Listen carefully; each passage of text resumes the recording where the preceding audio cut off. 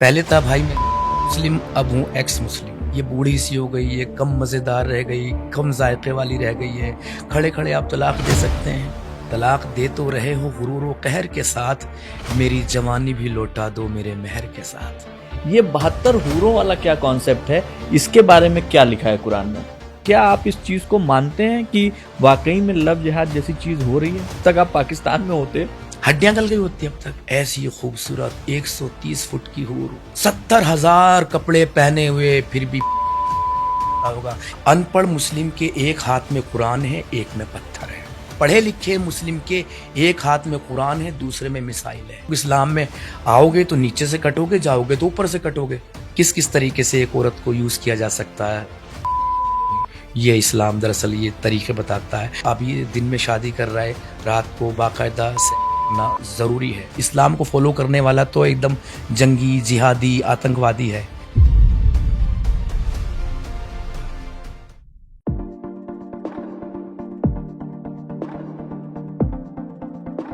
नमस्ते, मैं हूं दिग्विजय सिंह और आप देख रहे हैं बात रस। बातों का रस लेने के लिए आपके पास अक्सर अलग अलग तरीके के लोगों से मैं मुलाकात करवाता रहता हूं। आज मैं जिनसे मुलाकात करवाने जा रहा हूं उनसे खुद मिलने के लिए मैं बेताब था। कारण उसका आपको पता चलेगा, लेकिन मैं एक चीज बताऊं कि वो जो शख्सियत है वो अपने नाम के आगे लिखते हैं एक्स मुस्लिम। नाम है उनका इमरोज आलम। बहुत बहुत स्वागत है सर, बहुत बहुत स्वागत है बात रस के लिए। जी आपका बहुत बहुत शुक्रिया, धन्यवाद। सबसे पहला सवाल तो ये है आपसे इमरोज भाई कि एक्स मुस्लिम इमरोज आलम का क्या मतलब हुआ? आपने इस्लाम छोड़ दिया? जी, सबसे पहले तो मैं आपके दर्शकों को, आपके श्रोताओं को नमस्कार प्रणाम कहूँगा और मुझे यहाँ पर बात रखने का मौका देने के लिए आपका मन से आभार। देखिए, एक्स जो लिखना, ये अब लोगों को कहते हैं भाई जब इस्लाम छोड़ दिया तो छोड़ दिया, अब एक्स का मतलब क्या है?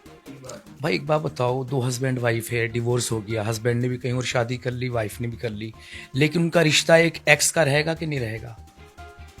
अच्छा। एक एमपी, एमएलए कोई भी है, वो चुनाव बाद में हार जाए या कभी ना लड़े चुनाव, तो लाइफ टाइम एक्स यानी पूर्व कहलाएंगे नहीं कहलाएंगे? हाँ, मतलब जैसे कोई एक्स मरीन कमांडो है तो उसके आगे लिखा जाता है एक्स मरीन कमांडो। तो अब ये बात इनसे हजम नहीं होती। जब हजम नहीं होती तो फिर मैं कहता हूँ भाई एक्स क्यों लिखते हो?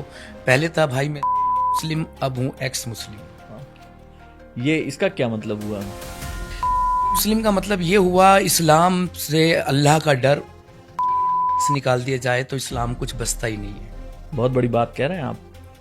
बड़ी बात मैं नहीं कह रहा हूँ, बड़ी बात अल्लाह और अल्लाह का रसूल कह रहा है कि एक के बाद एक शादी पे शादी कर सकते हैं, 7 तक कर सकते हैं। ये तो आम मुसलमान के लिए, बाकी जो खलीफा खलीफा उनकी तो तादाद है, संख्या ही नहीं है। और जो भी आपको लगे ये बूढ़ी सी हो गई, ये कम मज़ेदार रह गई, कम जायके वाली रह गई है, खड़े खड़े आप तलाक दे सकते हैं। क्या था शाहबानों का केस? ये तो था बेचारी सिर्फ और सिर्फ अपनी फरियाद इतनी सी लेकर आई थी कि मुझे एक गुजारा भत्ता बढ़ा दो थोड़ा सा, और उस टाइम पे वो 5,000 रुपये महीना कमाता था उस टाइम पे, जो भी वक्त था। लेकिन नहीं दिया गया क्योंकि इस्लाम में जायज़ नहीं, गुजारा भत्ता नहीं दे सकते। इसलिए वो शेर है ना किसी का, मुझे अक्सर अच्छा लगता है, तलाक दे तो रहे हो गुरूर व कहर के साथ, तलाक दे तो रहे हो गुरूर व कहर के साथ, मेरी जवानी भी लौटा दो मेरे मेहर के साथ। मैं ये जानना चाहता हूँ, ऐसा क्या आपको खराब लगा या ऐसा क्या लगा जिसकी वजह से आपने इस्लाम छोड़ा? देखिए, एक आध चीज होती तो चलो चल जाता। जब गौर से देखा, और ये गौर से भी लॉकडाउन में देखा था, हाँ, तो गौर करने तो मुस्लिम देते ही नहीं है। ख़ास तौर से बड़े बड़े आलिमों का कहना है कि कुरान को अकेले मत पढ़ो और उसके मीनिंग के साथ मत पढ़ो, नहीं तो भटक जाओगे। इनका कहना रिकॉर्डेड बयान है बहुत सारे मौलानाओं के, भटक जाओगे। क्यों भटक जाओगे यार? जब जैसे आप देखें रमज़ान के महीने में तरावियाँ पढ़ाई जाती है 30 दिन, किसी अलग अलग टाइमिंग होती है। किसी मस्जिद में तो एक ही रात का कुरान हो जाता, पूरा पढ़ा देते हैं सुबह फजर तक, और ये किसी में 1 हफ्ते का, 10 दिन का, 15 दिन का, किसी में 1 12 रोज़ पढ़ाते हैं, 30 पारे हो जाते हैं, है ना।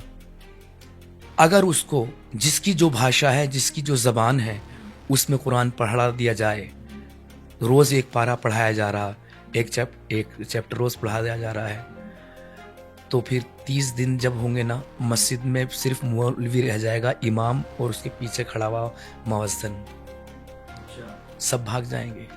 कैसे बर्दाश्त करोगे?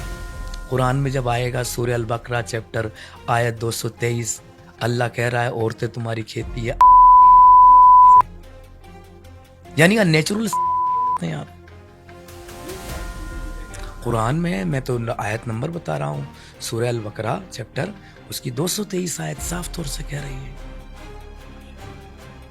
जब सूरह अहज़ाब की आएगी 50वीं आयत, जिसमें अल्लाह कह रहा है, ए नबी हमने तुम्हारे लिए वो बीवियां हलाल कर दी जिनके मेहर दिए, ठीक है वो तो हलाल हो गई चलो, लेकिन हमने तुम्हारे लिए चाचा की बेटियां, फूफी की बेटियां, खाला की बेटियां, मामा की बेटियां, बेटी भी नहीं बेटियां, वो भी जायज़ कर दी। मतलब इस्लाम में किसी से भी आप शादी कर सकते हैं? सिर्फ एक दूध का रिश्ता छोड़ा और एक सगा रिश्ता एक माँ के पेट से। अब देखिए इसको पूरा कर लूँ, ये हलाल है, चलो ठीक है। और उसके बाद ये देखिए कोई तुम्हारे साथ जो जंग में हिजरत की वो हलाल हो गई है। कोई लड़की चाहे तो नबी को कह सकती है हिबा लफ्ज़ आया, यानी कि मैं आपको गिफ्ट करना चाहती हूँ अपने आप को, ये भी कर सकती है। और फिर आगे कह रहा अल्लाह कि ये एजाज़ व इकराम, ये ख़ास तोहफ़ा, ये गिफ्ट सिर्फ तुम्हारे लिए है, आम मुसलमानों के लिए नहीं है।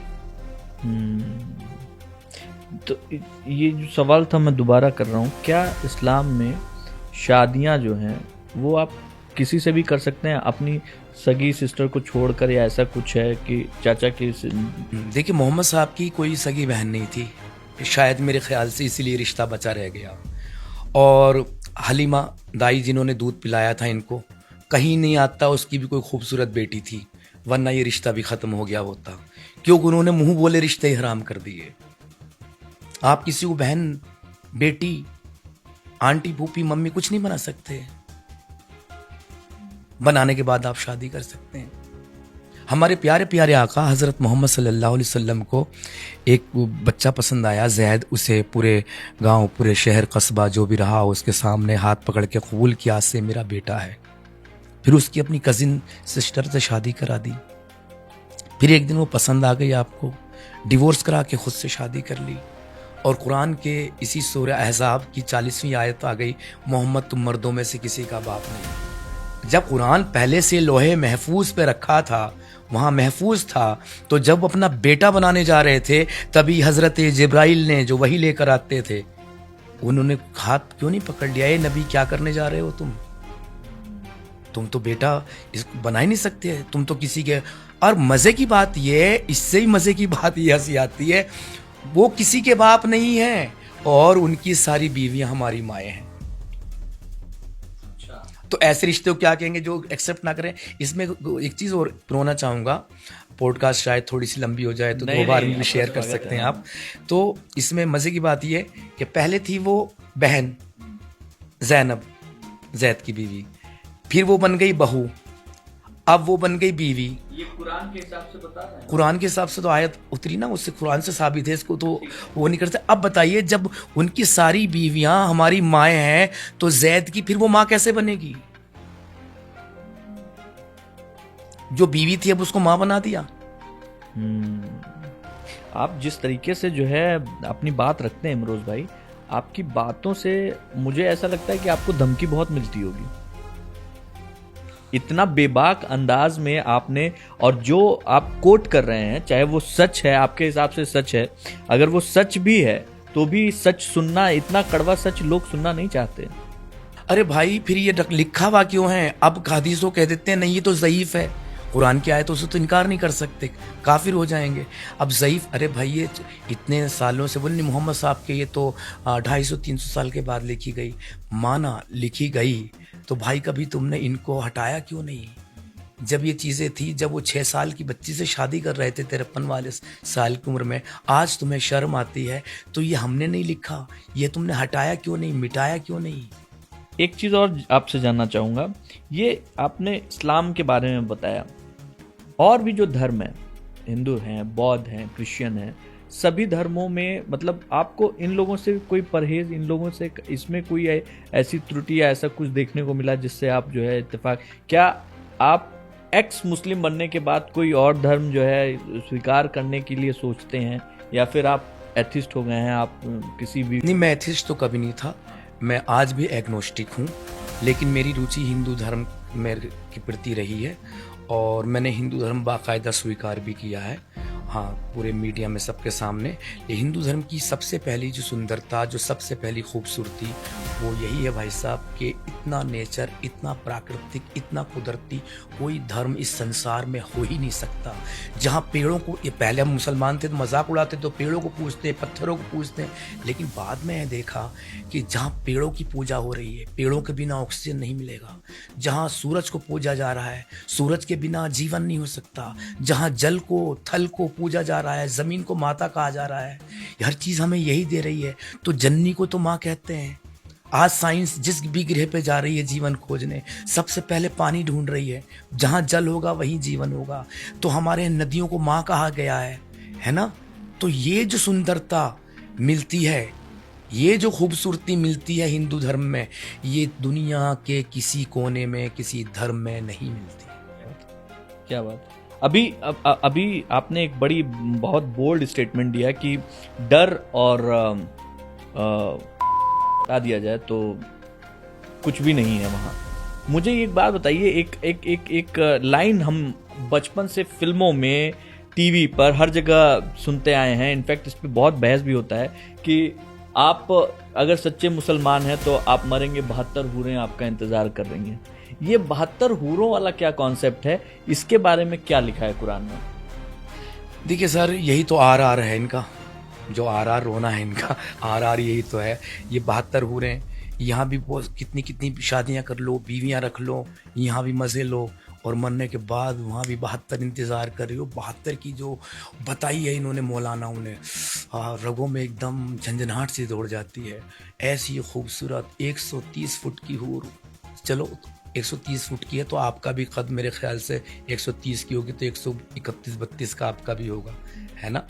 इस पे मजाक उड़ाने का सब्जेक्ट नहीं है। कई लोग मजाक उड़ाते हैं, फिर क्या करोगे तुम उसके सामने खड़े होके, चलो तुम्हारा भी कद ऐसा होगा।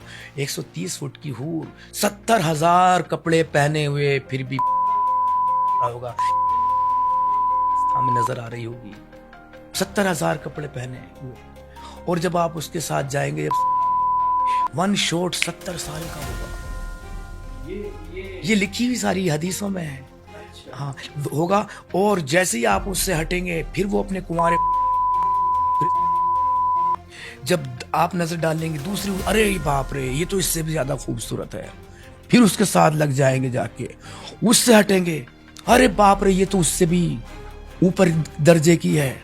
अब ऐसे ही चलता रहेगा और उन हूरों की सरदारनी होगी जिस पे हमारी मुस्लिम माँ बहनें खुश होती है, हम उनकी सरदारनी होंगी, यानी एक के बाद एक अंदर कमरे में भेज रही होगी। मैं अक्सर पूछता हूँ, सरदारनी मतलब उनकी जो पत्नियां हैं, यहाँ पे जो बीवी हैं वो सरदारनी होगी। ओ, अब ये भी वहाँ 4-4 शादियां कर लेते हैं, तो सरदारनी बनने के लिए मेरे ख्याल से लड़ाई चलेगी, नहीं मैं बनूंगी, या वोटिंग सिस्टम चलेगा, क्या चलेगा कुछ पता नहीं। तो जब मैं इन महिलाओं से खुश होती है हम सरदारनी बनेंगे, तो मैं इनसे एक बात पूछता हूँ, तुम्हारे यहाँ काम वाली बाई आती है? बोले हाँ।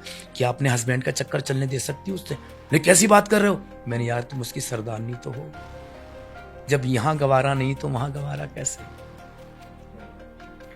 सब बात तो आप बड़ी पते की कर रहे हैं। एक सवाल मेरा इससे भी है। अभी कुछ दिनों पहले एक इस तरीके का केस, खैर केस तो बहुत सारे हैं, एक केस आया जिसमें एक लड़का जो दूसरे समुदाय का था, वो राखी बंधवाता था लड़की से, और फिर कुछ दिनों बाद उसने जो है इजहार कर दिया। हाँ, इजहार कर दिया, फिर जो है चीजें सेक्टर के कौन सा नगर ये? यस यहीं पे दिल्ली में हुआ। तो उसके बाद जब वो इजहार के बाद फिर वो मना हुआ या जो भी है, मैं ये जानना चाह रहा हूँ, क्या ये सारी चीजें, मतलब ये कुछ इस तरीके की चीजें, ये लव जिहाद के अंदर जो आती हैं, क्या आप इस चीज को मानते हैं कि वाकई में लव जिहाद जैसी चीज हो रही है? देखिए, इस्लाम में मैंने पहले कहा ना, मुंह बोले रिश्ते हराम है। तो आप किसी को बहन जैसा कोई रिश्ता ही नहीं है। तो उसने राखी बांधी। उसने ये आपके चैनल के माध्यम से भी सबसे कहना चाहूँगा, आगे हाथ जोड़ के अपनी जो भी गैर मुस्लिम, जो नॉन मुस्लिम्स में आती हैं हमारी बहन बेटी हैं, मुसलमानों के कभी राखी ना बांधे, क्योंकि आपने उसको भाई बना लिया। इस्लाम में भाई बहन जैसा कोई कॉन्सेप्ट ही नहीं है। हाँ, अगर सच में वो लड़का तुम्हें बहन मान रहा है तो वो उस लड़के की खूबसूरती है, ना कि इस्लाम की। आपने कहा लव जिहाद। पहले मैं भी सोचता था यार प्यार कैसे जिहाद हो सकता है, लेकिन नहीं, लव जिहाद का मतलब लेकिन हमारी सरकारों को गुमराह कर दिया, नाम बदल के मिला, इसलिए लव जिहाद नहीं। अब्दुल अगर अपनी रियल आइडेंटिटी से आए, अपनी असली पहचान से आए कि मैं अब्दुल हूं, तो भी लव जिहाद है। आप पूछेंगे ऐसा कैसे है? वही ना भाई, लव जिहाद इसलिए है, जैसे ही वो शादी की बात चलेगी, सबसे पहले उसका धर्मांतरण होगा, उसका इस्लाम में आना होगा उसको, वरना तो रिश्ते नाजायज़ हो जाएंगे। इस्लाम में आना होगा, उसका नामकरण होगा। आज से उसके माँ बाप जो हैं काफिर हो चुके हैं, गैर मुस्लिम हो चुके हैं। अब उसकी ड्यूटी बनती है अपने माँ बाप, भाई बहनों, तमाम अजीज रिश्तेदारों को समझाए, इस्लाम में लाए। वो नहीं आ सकती, वो नहीं आ सकते इस्लाम में, तो आज से बाद उनसे ताल्लुक़ नहीं रख सकती, दोस्ती नहीं रख सकती, क्योंकि इस्लाम खून के सगे रिश्तों का भी खून कर रहा है। चैप्टर सूरह तौबा की 23वीं आयत कह रही है, मेरे पास भी है, कि खून के सगे रिश्ते, जब बाप भाई बहन ये इस्लाम से फिर जाएं तो उनसे दोस्ती ना रखो। अगर दोस्ती रखते हो तो तुम जालिम हो अल्लाह की नज़र में। अब इस्लाम के अकॉर्डिंग वो उनसे ऐसे रखना चाहे रख लें, लेकिन अल्लाह की तरफ से वो गुनाहगार है कि काफिरों से ताल्लुक़ रख रही। साफ तौर से कुरान में लिखा हुआ कितनी जगह पर, काफिर अल्लाह के दुश्मन है, तो अल्लाह के दुश्मनों से दोस्ती। अब उसे वैसे रहना है। अब चलो मान लिया यहाँ भी लड़के लड़कियां भाग के भी चले जाते हैं, कभी सूरत भी नहीं दिखाते, है ना, नहीं रखना चाहते ताल्लुक़ मत रखो, ऐसे भी कह सकते हैं। लेकिन नहीं भाई साहब, जैसे ही वो इस्लाम में आई तो अब पूरी पैक हो गई, बुर्का मिल गया, नेल पॉलिश हराम है, लिपस्टिक हराम है, खुशबू लगाई पराए मर्द को पहुंच गई, उसकी सुगंध वो भी हराम है। मोहम्मद साहब ने तो कहा कि औरत की आवाज़ भी औरत है। हाँ, आवाज़ भी किसी गैर मर्द को नहीं जानी चाहिए। हाँ, और वो साड़ी नहीं पहन सकती, वो जीन्स की पैंट नहीं पहन सकती, और पैरों में बिछिया नहीं पहन सकती, और तो और सबसे छोटी सी चीज़, एक माथे पे बिंदी भी नहीं लगा सकती।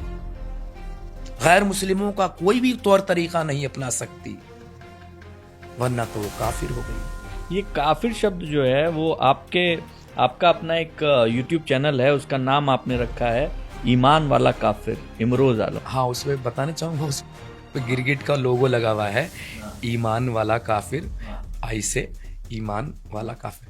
वो इसलिए कि गिरगिट का लोगो तो बता दो, क्योंकि गिरगिट को मारना इस्लाम में बड़ा सवाब है। आपने नहीं सुना होगा आज तक किसी के गिरगिट ने काटा है ना, चींटी काट लेती है। एक बार कुछ चींटू को मान लेता, कि सांप बिच्छू को मान लेता कि सवाब। यार गिरगिट ने क्या बिगाड़ा था इस्लाम में, इसको मारना सवाब है। अच्छा, इसको मारना सवाब है। अब जाहिर सी बात है, मैं एक्स मुस्लिम हूँ, एक्स मुस्लिम को अरबी में कहते हैं मुर्तद, और मुर्तद की एक ही सज़ा, सरतन से जुदा। तो मैंने भाई जिस दिन तुम मुझे मार दोगे तो डबल सवाब मिलेगा, वो गिरगिट भी उस दिन से मर जाएगा, यानी चैनल भी मेरा और मैं भी। मतलब मुझे ऐसा लगता है अगर अब तक आप पाकिस्तान में होते तो हड्डियां गल गई होती, अब तक हड्डियां भी गल गई होती। पाकिस्तान किसी भी देश में होता इस्लाम का। अच्छा, एक चीज और मजे की बात बताऊंगा कि जब मैंने देखा कि यार मुर्तद की सजा सरतन शुदा, ऐसा क्यों भाई, इस्लाम छोड़ नहीं सकते, क्योंकि इस्लाम में आओगे तो नीचे से कटोगे, जाओगे तो ऊपर से कटोगे, हर हाल में कटना है। तो अब मैंने पूछा कि यार सज़ा क्यों है ये जान से मार देने की। मैंने शियाओं का, सुन्नी का, बरेलवियों का, देवबंदियों का, वहाबियों के, सब मौलानाओं की तकरीरें सुनी। सब में एक बात कॉमन थी कि उसने गद्दारी की है इस्लाम से, गद्दार की सज़ा मौत है। और बड़े बड़े हवाले दे के भारत में ये गद्दार की सज़ा है, अमेरिका में ये है, ब्रिटेन में ये है, कनाडा में ये है, तो गद्दार की सज़ा मौत है। चलो गद्दार की सज़ा मान लेता हूँ, मौत है और होनी भी चाहिए मौत, गद्दार की सज़ा। लेकिन एक चीज़ का जवाब दो। आपसे खुद पूछ रहा हूँ, आप हिंदू हैं, आप इस्लाम एक्सेप्ट कर लिए, तो अपने भगवानों से, अपने देवी देवताओं से गद्दारी करके आए हो ना। जहां से भी कोई आ रहा गद्दारी करके आया है ना। अब गद्दार की सजा मौत है, तो गद्दारों के गिरोह की सजा क्या होगी? फिर इस्लाम तो गद्दारों का गिरोह हुआ ना भाई। सारे गद्दारों को पनाह दे रहा है। कोई क्रिश्चियन था, वो ईसा मसीह से गद्दारी करके आया। कोई बौद्ध था, अपने गौतम बुद्धा से गद्दारी करके आ रहा है। कुछ लोगों को स्पेशली जो है क्या नाम है, हम जो इतिहास बताता है कि दबा के कहा गया कि आपको जो है अपना धर्म छोड़ के इस्लाम। हाँ, और ये कितनी कौन है आज जो कन्वर्टेड, ये गद्दारों की औलादें हैं। हाँ भाई, मैं तो कह नहीं रहा, आप ही कहते हैं ना गद्दार। तो भाई वो सबसे गद्दारी करके आए हैं, सब अपने अपने खुदाओं से, भगवानों से, ईश्वरों से, अपने देवताओं से, कुल देवताओं से। और उन सारे गद्दारों को आपने पनाह दी। और हम सब कौन गद्दारों की औलादें हैं आपके इस्लामिक अकॉर्डिंग? ये जो पढ़े लिखे मुस्लिम होते हैं और अनपढ़ मुस्लिम होते हैं, इसमें भी आपको अंतर नजर आता? बहुत बड़ा अंतर है। वो ये कि अनपढ़, आपसे मैं इसलिए पूछ रहा हूँ क्योंकि आप जो है, आप उसी कौम से थे, अब एक्स मुस्लिम हुए हैं, तो मुझे वो जानना है कोर अंदर क्या है। देखिए, पढ़ा लिखा मुस्लिम और अनपढ़ मुस्लिम दोनों में एक बहुत बड़ा फर्क है। अनपढ़ मुस्लिम के एक हाथ में कुरान है, एक में पत्थर है।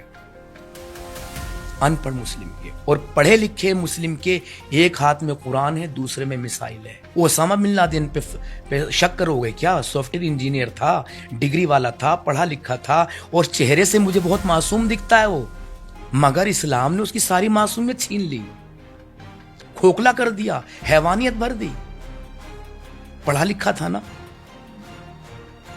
तो अनपढ़ से ज्यादा खतरनाक है पढ़ा लिखा मुस्लिम।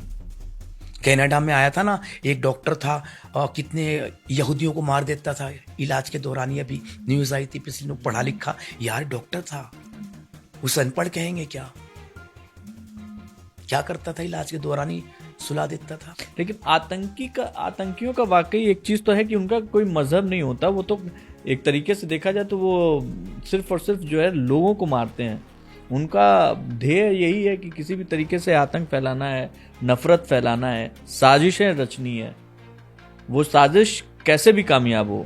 देखिए, एक चीज आती है, आपने मजहब लफ्ज सही इस्तेमाल किया। मजहब में और धर्म में बड़ा फर्क है कि आतंकवादियों का कोई धर्म नहीं होता। अक्सर ये बात आती है, मजहब से ज्यादा धर्म यूज करते हैं लोग। मैं कहता हूं हाँ, बिल्कुल आतंकवादियों का कोई धर्म नहीं होता, क्योंकि आतंकवादियों का मजहब होता है। इसलिए हर शख्स मुसलमान होता है, हर आतंकवादी मुसलमान होता है। और आतंक की ट्रेनिंग कुरान दे रहा है भाई। यहाँ के मौलाना एकदम ये टीवी पे 1-1 घंटे 2-2 घंटे बैठते ना, डिबेट करते हैं, बात संविधानी करते। मेरे सामने बैठाओ ना, कभी डिबेट कराओ ना, कभी मैं कुरान के हिसाब से बात करूंगा। कुरान क्या कह रहा, मैं हदीस पर भी नहीं जाऊंगा। हदीस तो बड़ी गंदी गंदी, फिर वो दिखला भी नहीं सकोगे, और टीवी पर बैन लग जाएगा यूट्यूब से, यूट्यूब खुद हटा देगा। आतंक कुरान बना रहा। अच्छा, एक चीज और मैं कहूंगा, पिछले दिनों एक जाहिल मुल्ला है, हाँ वो मुफ्ती है, मौलाना है, जो भी है, मुझे नाम भी याद नहीं, याद भी होता तो मैं बताता नहीं, उसका नाम नहीं बोलता, फालतू की पब्लिसिटी क्यों दे। वो कह रहा है, मैंने कहा था औरत जो लफ्ज़ है ये अरबी का लफ्ज़ है, इसका मायने है वेजाइना। हाँ, तो वो चैट जीपीटी जो ना उस पर खोल के दिखा रहा है औरत का मीनिंग क्या है। वो कह रहा है औरत ये लफ्ज़ जो है उर्दू का लफ्ज़ है। अब उस जाहिल से एक बात पूछूंगा कि कितने पढ़े लिखे हो तुम, आओ उर्दू तो मैं बहुत अच्छी जानता हूँ, मेरे पास कायदा सिपारा लेके आ जाओ, अलिफ बेते से शुरू करो।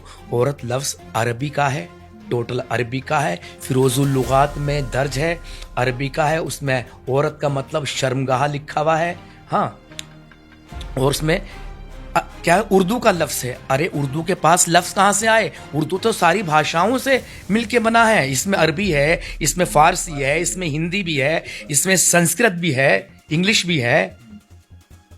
खैर बहरहाल, कुछ मौलवी, अभी आप मौलवी की बातें, कुछ लोग, कुछ हमने अक्सर जो है देखा है डिबेट में सब जगहों पे, वो भाईचारे की बात करते हैं, चीज़ें करते हैं कि भाई भाईचारा बना रहे, हिंदू मुस्लिम भाईचारा बना। देखिए, मैं एक बात अक्सर कहता हूँ, भाईचारा बना रहे, भाई भाई, ये भाई भाई कहाँ बोलते हैं जहाँ इनकी संख्या कम होती है। भाई भाई के नारे लगवाइए इनसे पाकिस्तान में, लगवाइए बांग्लादेश में, लगवाइए अफगानिस्तान में, लगवाइए भारत में ही उस जगह पर जहां इनकी संख्या ज्यादा है। बंगाल में लगवा दीजिए ना, मुर्शिदाबाद में क्या किया, भाई भाई को गला काट दिया। जहां इनकी जनसंख्या कम है वहां ये भाई भाई हैं, वरना तो सच्ची बात तो ये अपने भाइयों के भी भाई नहीं है। तू शिया, तू सुन्नी, तू बरेलवी, तू वो, तू करते हुए, थू करते हुए आपस में एक दूसरे का सर काटने लगते हैं। खून का इतना प्यासा मजहब है ये, जहां इसे मुसलमान नहीं काफिर नहीं मिलता गला काटने के लिए, वहां मुसलमान ही मुसलमान के खून का प्यासा हो जाता है। जब इनसे बात आती नहीं जी तो पाकिस्तान का मसला, अरे पाकिस्तान का मसला क्या, वो एक्स भारतीय हैं सारे मुसलमान। पाकिस्तान कोई अलग यूरोप में कहीं कंट्री नहीं है, कोई अरब की कोई कंट्री नहीं है, भारत का एक हिस्सा है। आज भी पूर्व भारत है, वो सब यहीं के मुसलमान गए हुए हैं, सारा मार काट के खा गए, जिंदा दफना दिया, क्या किया वहां के हिंदुओं का। छोटी छोटी बच्चियां 12-12 साल की बच्चियां उठा के ले जाते हैं, 12 साल की कुछ दुख है उनसे निकाह करा देते हैं, एक एक क्विंटल का उनके ऊपर चढ़ता है। ये होता है पाकिस्तान में, और इस्लाम इसकी इजाजत देता है। सर मुझे तो लगता है कि अगर मैं ये पॉडकास्ट पूरा का पूरा चला दूंगा तो आपके पीछे बहुत सारे लोग आने वाले हैं, आपसे बात करना चाहते हैं, आपके साथ डिबेट करना चाहेंगे, आपके साथ कुरान पे। कोई नहीं डिबेट करने वाला, जितने टीवी के मौलाना एक भी नहीं आएगा सामने से। एक दिन मिल गए मुझे एक मौलाना, नाम तो उनका नहीं जानता, यहाँ पे अपना CP पर कनाट प्लेस, संविधान की बातचीत की है, ऐसा वैसा, बोले एक्स मुस्लिम क्यों कह रहे हो। मैंने वही बात जो आपके सामने रखा तो उदाहरण हो दिया। फिर ऐसे संविधान ऐसे, मैंने कुरान की सिर्फ एक आयत रखी, एक आयत, वो बंदा ऐसे निकल के भागा जैसे कोई किसी की जेब काट के भाग रहा हो, या किसी को मार के भाग रहा हो, या उसके पीछे कोई भाग रहा हो मारने को, ऐसे भागा। आइए भाई बात कीजिए, मोहब्बत से बात करेंगे, प्यार से बात करेंगे, कुरान पे बात करेंगे। आपके हाथ में कुछ पन्ने भी हैं, वो पन्ने मुझे लगता है कि ये आपके रिसर्च के जो है रिसर्च का हिस्सा है। ये मेरा रिसर्च नहीं है, अब तो ये पूरी दुनिया का रिसर्च। नहीं मतलब पूरी दुनिया के रिसर्च में ये पन्ने बहुत कुछ बयां करते होंगे।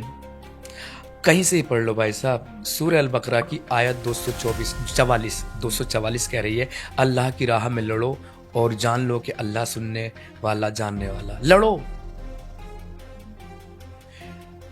ये सूरह अल बकरा की 216 कह रही है, तुम पर जिहाद फर्ज किया गया है।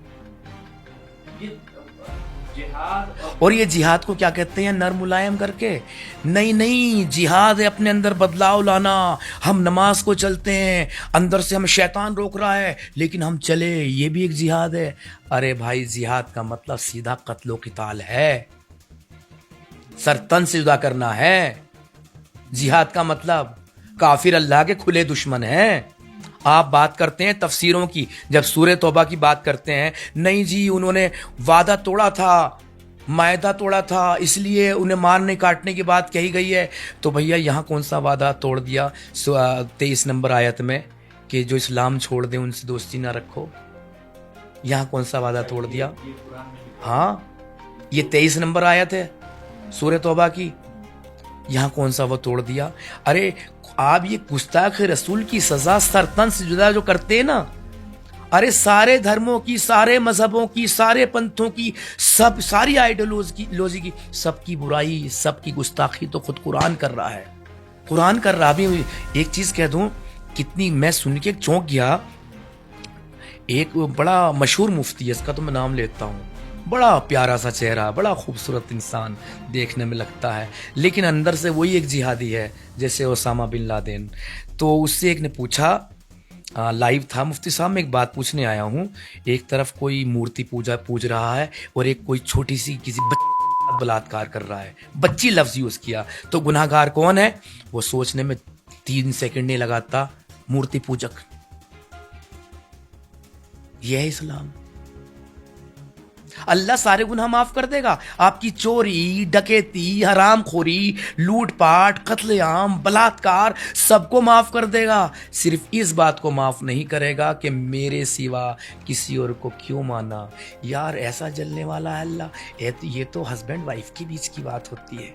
एक आदमी कहता मेरी देख भी क्यों लिया उसकी तरफ, मुस्कुरा भी क्यों दिया?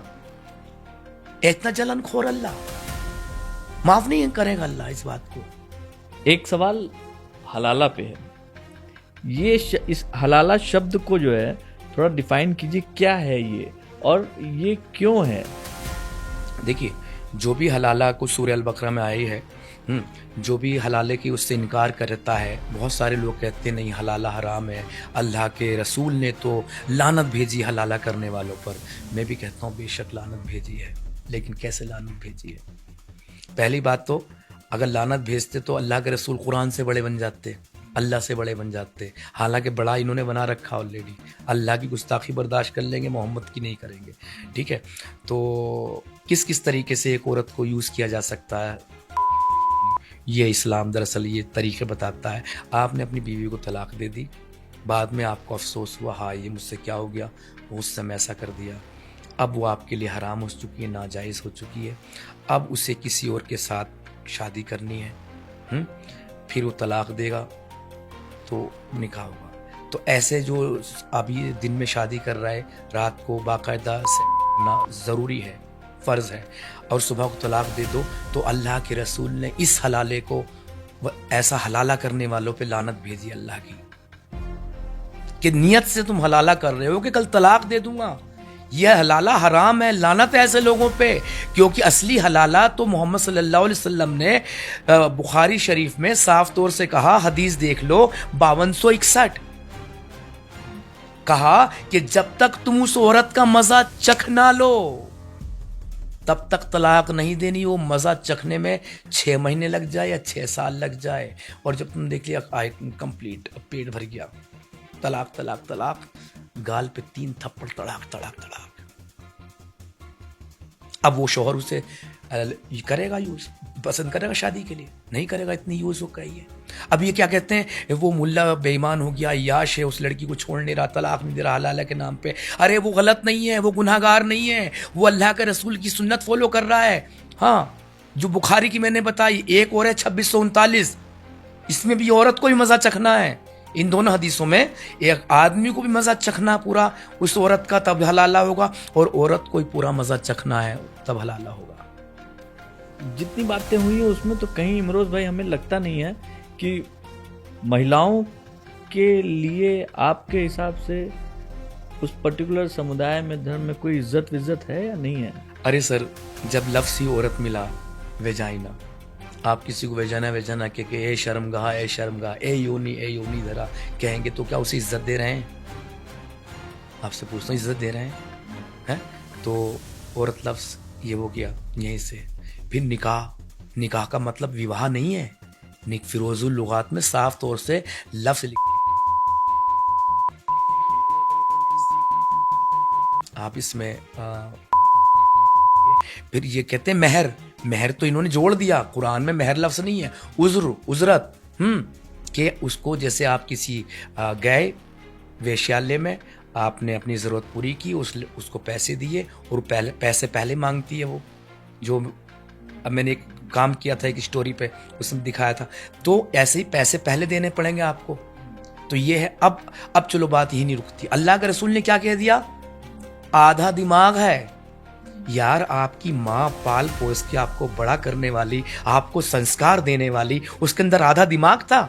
आधे दिमाग की औरत ने पूरे दिमाग का पुरुष जन्म दे दिया। दिमाग आधा है, उसका जायदाद में हिस्सा आधा है, उसकी गवाही आधी है। अगर उसका कार कर दे, इस्लामिक लॉ क्या है, इस्लामिक रूल ये है कि उसे 4 ख्वातीन चाहिए गवाही के लिए, 4 ख्वातीन चाहिए, और क्योंकि एक की गवाही 2 की मिला के पूरी होगी, 1 बनेगी, तो 4 की 2 गवाही हो गई 2 लोगों की। अब 5 वो जिसका बलात्कार हुआ, ऐसा कौन शख्स इतना बड़ा पहलवान है, 5 औरतें हैं, उनमें से 1 को उठा, अरे वो 5 उसे मार देगी, उसका सब कुछ काट कूट के फेंक देगी। यह है इस्लाम में दर्जा। और आदमी जब चाहे तलाक कह दे, यह इस्लाम में दर्जा। वो एक के बाद एक शादी करता रहे, उसका दिल दुखाता रहे, यह इस्लाम में दर्जा। मौलाना जर्जीस बड़े फख्र से बात कहता है, अभी जेल में बलात्कार के आरोप में, वो कहता है कि अगर वो गा के बोलता है, अगर तुम ऊँटनी पर बैठी हो और तुम्हारे बच्चा होने वाला है, उसका ये अंदाज है, और बच्चा होने के वक्त आ गया है और तुम्हारे शोहर को जरूरत पड़े हम इस तरह की, तो तुम ऊँटनी से उतर के आओ, पहले उसकी जरूरत पूरी करो। यह इस्लाम है, ये खुश होके बता रहे हैं। लोग बोलते हैं कि जब से भाजपा की सरकार आई है तब से मुस्लिमों पे बहुत अत्याचार हो रहा है, जुल्म हो रहा है, और उन्हें, आपके हिसाब से उनको क्या करना चाहिए? अच्छा, इनके ऊपर तो हर जगह पर अत्याचार हो रहा है, ये किसी भी देश में खुश नहीं है, खुद अपने ही देश में खुश नहीं है, वहाँ भी एक दूसरे को मार काट रहे हैं। क्या पाकिस्तान में भाजपा है, अफगानिस्तान में भाजपा है, बांग्लादेश में भाजपा है, ये तो हर जगह ही मार काट रहे हैं। और अगर वाकई में इन्हें लगता है कि जब से भाजपा सरकार आई हमारे ऊपर जुल्म व ज़्यादती बढ़ गई है, हमारे ऊपर तशद्दुद बढ़ गया है, तो फिर कुरान इस बारे में क्या कह रहा है? सूरह निसा की 97 आयत साफ तौर से खुलेआम कह रही है, जब आप मरेंगे, जिसका मफहूम ये बैठता है कि जब आप मरेंगे तो फरिश्ते रूह कब्ज करते हुए, आपकी प्राण निकालते हुए आपसे कहेंगे कि तुम इतना परेशान क्यों हो, हमारे ऊपर क्या आप कह रहे थे जुल्म हो रहा था, ज्यादती हो रही थी, क्या तुम्हें अल्लाह की ज़मीन की वुसअतें मालूम नहीं थी, फैलाव मालूम नहीं था, तुम हिजरत नहीं कर सकते थे, तुम कहीं और जा नहीं सकते थे, और तुम ये जुल्म सहते रहे तो अब तुम जहन्नुम में जाओगे। तो जो भारत के लोग यहाँ पर रह रहे हैं और वाकई इनके ऊपर कुछ जुल्म हो रहा है, ज़्यादती हो रही है, तशद्दुद हो रहा है, तो भाई छोड़ दो भारत को, पहली फुर्सत में छोड़ दो, क्योंकि आप जहन्नुम में जाने वाले हैं। ये मैं नहीं, कुरान कह रहा है, और कुरान की एक भी आयत से इनकार करने वाला मुसलमान नहीं हो सकता। एक फिल्म आई है अभी, उदयपुर फाइल, आपने उसके प्रेस कॉन्फ्रेंस में भी आप थे। वो फिल्म अभी रिलीज़ नहीं हो पाई है। वो फिल्म एक ऐसा वाकया था जिस पर वो बनाया गया है, जिसमें जो है वो जो टेलर थे उनका सर अलग कर दिया गया था। इस फिल्म को क्यों, आपको क्या लगता है, क्या फिल्म, आप इसको रोकने की वजह जो है, जो भी हो, वो आपको लगता है कि कितना सही कितना गलत? देखिए, नंबर एक, जिन कातिलों ने, जिन हत्यारों ने, उन्हें कातिल भी नहीं कहूँगा, हत्यारा भी नहीं कहूँगा, क्योंकि उनसे कुरान ये कह रहा है मर्डर कराने की। पहलगाम में जिन आतंकवादियों ने पैंट खोल के मारा, चेक करके, मैं उनकी भी गलती नहीं मानता, क्योंकि उनके लिए भी कुरान जिम्मेदार है, अल्लाह जिम्मेदार है। हाँ, ये सब कुरान करा रहा है, काफिरों को मारना काटना। यहाँ के नहीं, पाकिस्तान के मौलाना बिल्कुल साफ तौर से बोलते हैं, खुलेआम बोलते हैं, क्योंकि उन्हें किसी का डर नहीं, मेजोरिटी में है, वो कम नहीं है, भाई भाई के नारे लगाए, जो उनकी तादाद बहुत है। तो उनका गला काट के वीडियो भी बनाई, जिसमें हमारे माननीय प्रधानमंत्री जी, हमारे मतभेद हो सकते हैं मोदी जी से कुछ चीज़ों को लेकर, है ना, लेकिन वो उसके भी प्रधानमंत्री ने वोट नहीं दिया, और जो वोट की लायक, जिसकी उम्र नहीं हुई, वो उसके ही प्रधानमंत्री है, सबके पूरे देश के प्रधानमंत्री हैं। तो गला काटने के बाद मोदी जी को भी धमकी दे रहा है, तुम्हें भी ऐसे मारेंगे, ऐसे काटेंगे, और खुलेआम सब वीडियो पड़ी है, वीडियो बना के इन्होंने डाली है। सबसे पहले तो इस देश का दुर्भाग्य क्या कहूँ, उन कातिलों को जमानत मिल जाती है। अगर यही कन्हैया लाल दर्जी, अगर ये होते दुबई में किसी इस्लामिक स्टेट में होते और मारने वाले चाहे मुसलमान होते, तो क्या वो छूट गए होते? उनका भी सर तनसुदा कर दिया होता, फांसी पे लटका दिया होता, और उनको जमानत मिल जाती है। और जमानत भी कौन, यही दिलाते हैं, ये मदनी, हाँ, ये मदनी दिलाते हैं जमानत भी, यही पैसा इकट्ठा करते हैं, यही चंदा इकट्ठा करते हैं, उन जिहादियों को बाहर निकालते हैं। और कल तक सबके सब कह रहे थे हम कन्हैया लाल के साथ हैं, हम उसके बच्चों के साथ हैं, उनकी फैमिली के साथ है, लेकिन जैसे उदयपुर फाइल आई और सबका सच का सच, दूध का दूध, पानी का पानी दिखाने के लिए, तो अपनी औकात पर उतर आए। ये अलतकैया कर रहे थे। ये अलतकैया किसे कहते हैं मालूम है?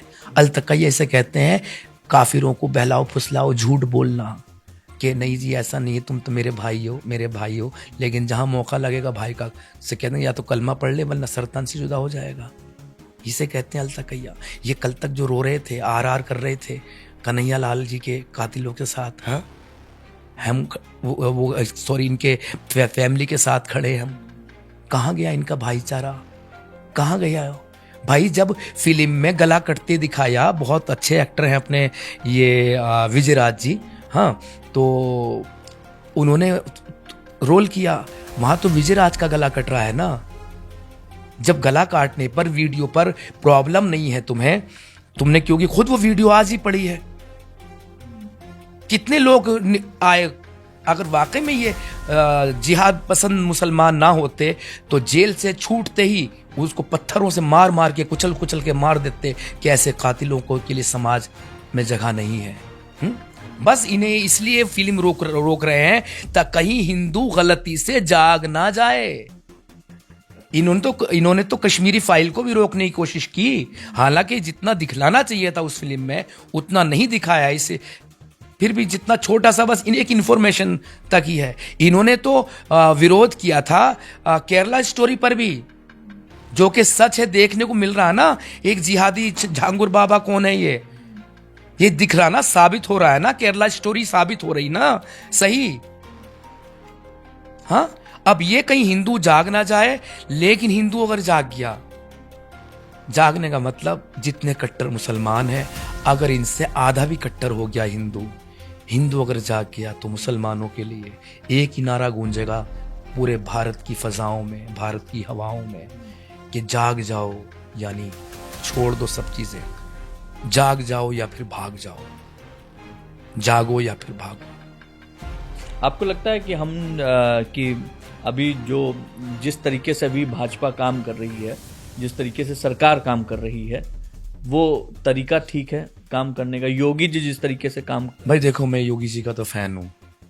हाँ, और जैसे हमारे मोदी जी के भाषण हुआ करते थे जब सीएम की पोस्ट पर थे, जो कांग्रेस से सवाल करते थे, आज इस पद पे बैठने के बाद वही सेम सवाल कांग्रेस भी इनसे कर रही है। अगर हमारे योगी जी भी फिर ऐसे ही हो गए इस सीट पर बैठने के बाद, तो भाई फिर मेरा दिल तो टूट जाएगा। इसलिए योगी जी सीएम, वो पीएम ना बने, और बने पीएम तो मेरी तो इच्छा है बने, और बनते हैं तो जो आज है हमारे योगी जी, वही वाले योगी जी रहे, वही वाले योगी जी रहे। आपकी नजर में इमरोज भाई सच्चा मुसलमान कौन है? जो जितना बड़ा आतंकवादी है। सपोज एग्जाम्पल, सबसे सच्चा मुसलमान कौन है आज की तारीख में? तालिबानी, अफगानिस्तान के सबसे सच्चे मुसलमान है जो कुरान पे चल रहे हैं। इनसे सच्चा मुसलमान कौन हो सकता है? शरिया लो ला रहे, लागू कर दिया, भाई यही तो सच्चा मुसलमान है। जितना पक्का, जितना सच्चा मुसलमान होगा उतना ही बड़ा आतंकवादी होगा, उतना ही बड़ा दहशतगर्द होगा। भाई ये देखिए, यहाँ के ये दरअसल दो इस्लाम के दो पार्ट है, एक मक्की एक मदनी। मक्की वो है, मक्की के हो या मक्खी के हो, मक्की वो है जब मोहम्मद सल्लल्लाहु अलैहि वसल्लम मक्का में थे और कोई ताकत नहीं थी, कोई पावर नहीं थी, फिर हिजरत की, मदीना गए, फिर जब इस्लाम पावर में आया, मदनी इस्लाम, फिर जब वजूद में आए मोहम्मद सल्लल्लाहु अलैहि वसल्लम, तो फिर सबका वजूद ही मिटा दिया, फिर खून की नदियां बहा दी। ये है इस सबसे अच्छा सच्चा मुसलमान। मज़े की बात देखिए, वहाँ पर 3-4 लोग थे अरब में, उन जगह पर इस जो इस्लाम का सबसे पहला स्टेट बना सऊदी, वहाँ पर मूर्ति पूजक थे, जहाँ ये हज करने जाते हैं आज। वो क्या है, वो मूर्ति पूजक भाई आप लोगों की जगह है। वो वहाँ 360 मूर्तियाँ थी, साफ तौर से यही कबूल करते हैं और लिखा हुआ है, और सबको तोड़ने के बाद वहाँ काबे की बुनियाद रखी है, तो वहाँ की मूर्ति पूजक भी साफ कर दिए वहाँ के यहूदी। अब मज़े की बात बता रहा था ये कि यहूदी ईसाइयों को मारते थे, ईसाई यहूदियों को मारते थे, और ये दोनों मिलके मूर्ति पूजा हराम है, ये मूर्ति पूजकों को मारते थे। जब इस्लाम आया तो मूर्ति पूजक क्या, यहूदी क्या, ईसाई क्या, सबको मार मार के काट काट के ख़त्म कर दिया। और कुछ लोग जो अपने वजूद को बचा पाए यूरोप तक निकल गए भाग भाग के। कहाँ गए? जहाँ ये बढ़ जाते हैं इस्लाम के अकॉर्डिंग कोई और दीन, कोई और मज़हब, कोई और धर्म, किसी और आइडियोलॉजी को मानने वाला इस दुनिया में नहीं है, उसे जीने का ही अधिकार नहीं है। ये जो हम लोग बातें करते हैं, हिंदू मुस्लिम सिख ईसाई आपस में हैं सब भाई भाई, इस स्लोगन पे आप विश्वास करते हैं? सर देखिए, मैंने अभी कही थी ये बात, जब अपने भाइयों के भाई नहीं है तो आपके कैसे भाई हो सकते हैं? आपस में एक दूसरे के गले काटते हैं, ये साबित करने के लिए सबसे सच्चा मुसलमान कौन, जन्नत का हकदार कौन? हाँ, कैसे कैसे हो सकते हैं आपके भाई? हाँ हाँ, एक हिंदू अपने आप को भले भाई कह ले, मैं तुम्हारा भाई हूं, लेकिन मुसलमान अगर वाकई में आपको मुसलमान अपना भाई मानता है, ये नहीं कहूँगा सारे मुसलमान इस्लाम को फॉलो करने वाला तो एकदम जंगी जिहादी आतंकवादी है, लेकिन अगर वाकई में कोई आपको भाई मान रहा है अपना और जंग छिड़ गई हो हिंदू मुस्लिम, उस वक्त भी आपका गला ना काटे, तो वो उसकी खूबसूरती है, उसको मौका है गला काटने का, उसकी खूबसूरती है। ये देखिए हज़रत अबू बकर जो मोहम्मद साहब के दामाद भी है ना, आयशा के अब्बा जान, जंग के दौरान ये कहते हैं जब इनका बेटा इस्लाम में नहीं आया था तो कहते हैं कि अब्बा हुजूर जो भी कहा हो, अपने वालिद जो भी कहा हो कि आप मेरी तलवार के सामने कई बार आए, मुझे कई बार मौका मिला, लेकिन मैंने इसलिए छोड़ दिया कि आप मेरे बाप हैं। लेकिन वहीं अबू बकर क्या कहते हैं, कसम उस पाक ज़ात की इसके कब्जे में मेरी जान है, जो भी समथिंग ऐसी कुछ कसम खाते हैं, अगर तू मेरी तलवार के नीचे आ जाता तो मैं नहीं छोड़ता तुझे, मैं काट देता। ये है भाईचारा, आपको जीने का अधिकार नहीं है। अभी आपके पास में आपने अपने चैनल के माध्यम से कई अक्सर में आप लोगों से बातें करते हैं, डिबेट करते हैं, लोगों के दुखड़े भी सुनते हैं, लोगों से उनकी बातें भी जो है करते हैं। आपका जो चैनल है ईमान वाला काफिर, ये डिमोनिटाइज पड़ा इसके, लेकिन दूसरा चैनल इसकी वजह से खड़ा हो जाएगा तो कोशिश यही करूंगा। ये मुझे बस इतना जानना है आपसे कि इसमें जो लोग आपके पास अपनी बातें रखने के लिए आते हैं, वो कैसे, आप कोई इंसिडेंट बताना चाहेंगे कैसे वो कोई इंसिडेंट? अभी हम एक देख रहे थे आपका एक वीडियो, उसमें एक लड़की थी, वो बहुत ही ज़्यादा परेशान, उसने जार जार रोया, वो रो कर अपनी बातें रख रही थी। कल की तो बात ही है, मेरे पास इंस्टाग्राम से हमारी बातचीत होती है और रोते हुए पहले मैसेज आया, मैं आपसे बात करना चाहती हूँ, तो वहीं मैंने इंस्टा पे कॉल कर दी, ठीक है, और उधर से क्या सच में आप इमरोज़ आलम बोल रहे हैं ऐसे? मैंने यहाँ पुलिस सच में? मैंने हाँ। बोले मेरा दर्द सुन लो, कोई मेरा दुख नहीं सुनता। मैंने बोलो हुआ क्या है, तकलीफ क्या है? जब उसने सुनाना शुरू किया तो भाई साहब मेरी भी आंख में आंसू। वो कहाँ से बिलोंग कर? पाकिस्तान से थी, हाँ। तो जब उस आई और उससे बोला नहीं जा रहा, कल की बात है। तो फिर हुआ क्या, नंबर भी शेयर हो जाते हैं, है ना, लिंक वगैरह भेजना, वो भेजना स्ट्रीम यार्ड का।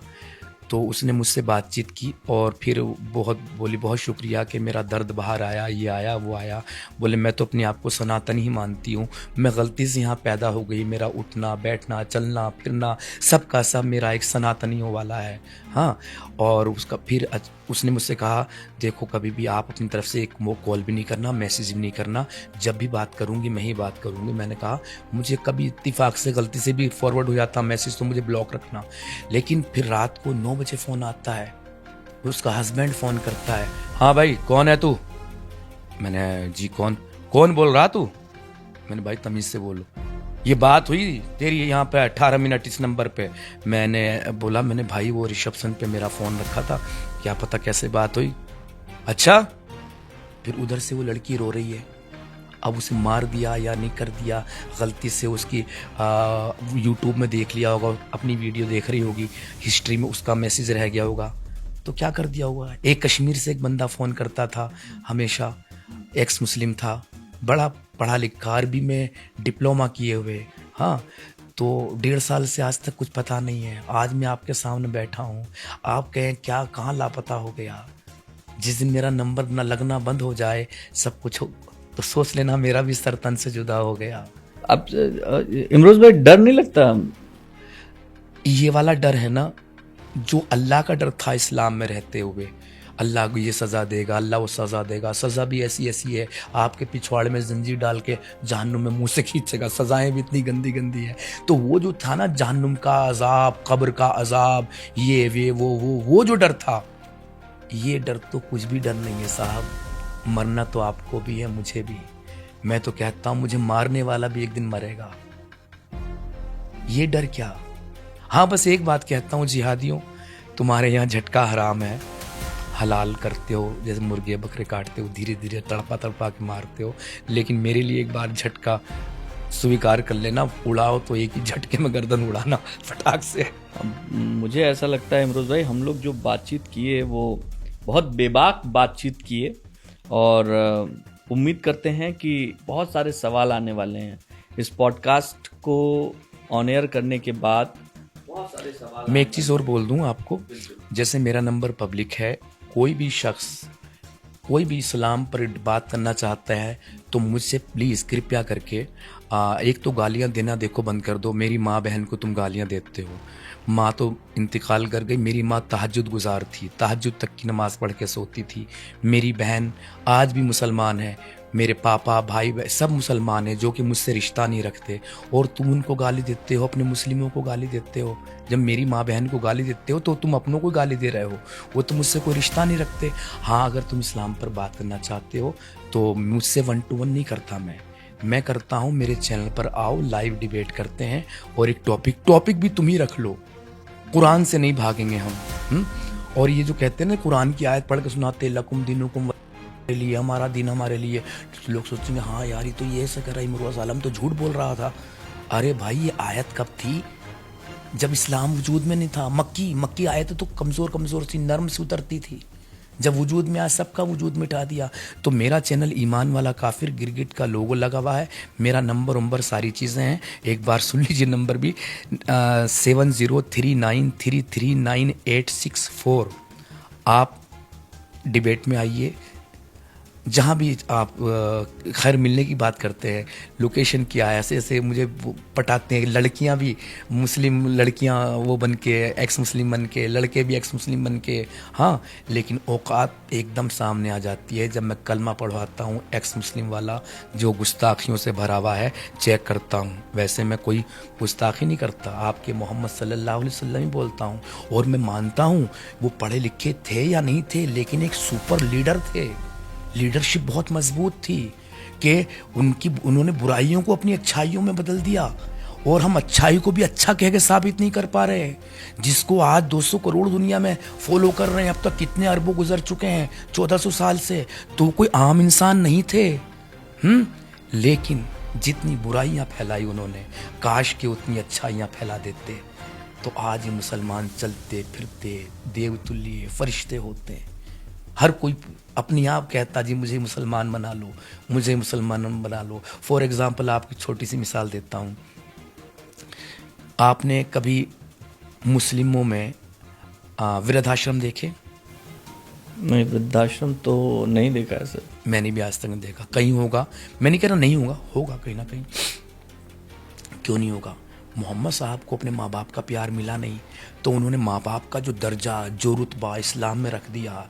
तो लड़ेंगे झगड़ेंगे लेकिन कभी अपने घर से नहीं निकालेंगे माँ बाप को मुसलमान, क्योंकि माँ जन्नत है, बाप जन्नत का दरवाज़ा है, वरना सालों जहन्नुम में जाके गिरोगे। तो इतना प्यार से रखते हैं सारी चीज़ें। तो अब देखिए एक अच्छाई फैलाई थी तो कितना पकड़ लिया ज़बरदस्त, है ना। और अगर वही वाली बात, जैद की बीवी पसंद ना आती, मुंह बोले रिश्ते हराम ना करते, काश के उस लड़की को छोड़ देते, भूल जाते मोहम्मद साहब, आप ऐसा कर लेते तो आज मुसलमानों में यतीम खाने यानी अनाथ हाल लेना होते। एक तो मदरसों में उन बच्चों के साथ बदफेलियाँ होती है जिनके माँ बाप भी हैं, और जिनके माँ बाप ही नहीं है, जो अनाथ हालियों में यानी यतीम खानों में रहते हैं, मदरसे में पढ़ते हैं, उनके साथ दिन रात कितनी बदफेलियाँ होती हैं, कितने कुकर्म होते हैं। वो जाए तो जाए कहाँ, वो सुनाए तो किससे सुनाए अपना दुखड़ा, किससे बताएं वो। बस एक लड़की पसंद आ गई हजरत ज़ैनब, और उसके लिए सारे मुंह बोले रिश्ते हराम कर दिए। आज जो नेहा को उसने लड़की को मारा अशोकनगर में, राखी 3 साल से बांध रही थी, अगर उसके भी जिम्मेदार मोहम्मद साहब हैं, मुंह बोले रिश्ते हराम ना करते तो वो भी उसको प्रपोज ना करता बहन बना के। क्या कहें सर। बस ये मैं ये नहीं कहता तुम इस्लाम छोड़ दो। मैं कहता हूँ सही इस्लाम समझ लो, और जब सही इस्लाम तुम जान जाओगे तो जैसे ही चिराग जलेगा तो अंधकार अपने आप मिट जाएगा। तो कैसे जानेंगे सही इस्लाम? आपके हिसाब से तो जो है कुरान में। मैं जो कह रहा हूँ मेरी बात मानो ही मत, सिरे से खारिज कर दो। मैं जो कह रहा हूँ उसको क्रॉस चेक कर लो। एक बड़ा ही दिलचस्प बताऊं, जो आप मेरी वीडियो में देख रहे थे, आपकी कोई बेटी है, कोई रिश्ता लेकर आया, तो आप गर्व से कह सकते हैं हेलो ऐसा है यार, मेरा तो मूड नहीं है तुम्हें दामाद बनाने का, फिलहाल तुम ही मेरे दामाद, तुम ही बन जाओ, बना लो मुझे अपना दामाद। कैसे? हज़रत फ़ातिमा मोहम्मद साहब की बेटी, इनसे रिश्ता आता है हज़रत उमर का, हज़रत अबू बकर का।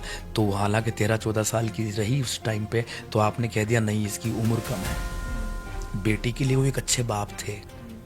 हाँ, अपने दामाद की भी कोई शादी नहीं होने दी उसके रहते नहीं की, क्योंकि एक अच्छा बाप का कैरेक्टर निभाया, नो डाउट वहाँ पे। तो क्या किया, अपनी बेटी तो शादी नहीं की, लेकिन जो रिश्ता लेके आए थे उनकी दोनों की बेटियों से शादी कर ली। मतलब हज़रत उमर की हफ्शा, उनसे शादी कर ली, और 6 साल की बच्ची आयशा, उससे शादी कर ली।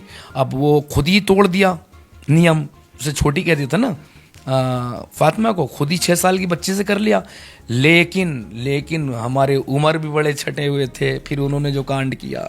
अच्छा मोहम्मद साहब अपनी बेटी से शादी नहीं की, कोई बात नहीं, फिर फातिमा की बेटी उम्मे कुलसूम, वो भी लगभग 5 साल की रही है, उम्मे कुलसूम से शादी की। आप रिश्ता निकालिए, क्या रिश्ता बनता है। फातिमा दामाद की बेटी क्या पोती हो गई, नहीं हो गई, पोती नवासी समथिंग जो भी हुई, और वो तो पर पोती नवासी जो भी ये हो गई है ना, उससे शादी की। ये है इस्लाम। और मोहम्मद साहब की बेटी हज़रत फ़ातिमा ये कह के मरी, वरना वो कब्र में से निकाल के मेरे साथ बलात्कार करेगा, रेप करेगा। यह है इस्लाम की सच्चाई, यह है मोहब्बत का मजहब। इधर मोहम्मद साहब मरे, खिलाफत की जंग छिड़ गई, 3 दिन तक लाश सड़ती रही। यह है मोहब्बत, यह है मोहब्बत की किताब जो खून के सगे रिश्तों का भी खून कर देती है। यह है मोहब्बत की किताब, यह है मोहब्बत का इस्लाम जो इसको छोड़ने वाले को, यानी मुझे सरतन से जुदा के लिए बोलता है।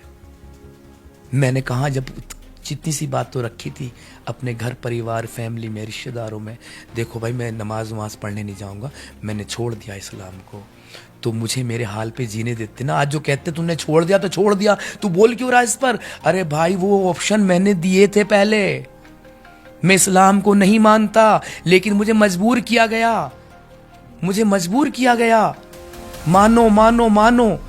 वरना मैं क्या सर, मैं कभी सोचा था कि इस्लाम पर बात करूंगा इस तरह से? मैं तो एक फिल्मी आदमी, एक राइटर था। कभी आप मुझे पॉडकास्ट में मेरी फिल्म के प्रमोशन के लिए उसके लिए बुलाते, उसके लिए मैं आता, इस्लाम के लिए आता। जब इन्होंने नहीं छोड़ा मुझे, तो फिर मैंने पब्लिकली उस चैनल पे इंटरव्यू दिया, फिर अपना चैनल ईमान वाला काफिर यही शुरू किया। और इसके शुरू होने के बाद फिर मैंने पब्लिकली आना जाना शुरू किया, क्योंकि तुमने मेरा पूरा बायकॉट कर दिया, तुमने मेरे सगे खून के रिश्तों का खून कर दिया। जैसे कहते ना अल्लाह की कोई माँ है ना बाप है, ना उसने किसी को पैदा किया ना उससे कोई पैदा हुआ, तो तुमने मुझे खुद अल्लाह जैसा बना दिया। ना कोई मेरी माँ रही, ना बाप रहा, ना भाई ना बहन। हालांकि सब ने ख़त्म। अगर उन्हें पता भी चल जाए ना मोहल्ले वालों को कि मुझसे बात करते हैं, तो मोहल्ले वाले उनको मार देंगे, इतने कट्टर हैं। हालांकि माँ 2012 में एक्सपायर हो गई थी, अगर वो आज होती ना तो दिन रात रोया करती, मुझे बद्दुआएं दिया करती। और शायद मैं उनको माँ से बहुत प्यार करता हूँ, तो उनकी खुशी के लिए मैं मुनाफिक की ज़िंदगी जी रहा होता। आगे क्या सोचा है आपने इमरोज़ भाई अपने लिए? देखिए आगे तो आपने बहुत मतलब बहुत दुश्मनी मोल ले ली। जो आपकी बातें हैं, जो चीज़ें हैं, जो सच है आपका, आपके सच से बहुत लाखों नहीं करोड़ों लोग इत्तेफाक नहीं रखेंगे, लेकिन आप अपने सच पे मैं तो कहीं कहा रहा मेरे सच से तुम इत्तेफाक रखो। मैं तो बस इतना कह रहा हूँ, मैं जो बोल रहा हूँ उसे क्रॉस चेक कर लो। तो आगे अब क्या सोचा है? देखिए सर, मैंने प्लानिंग छोड़ दी है लाइफ की।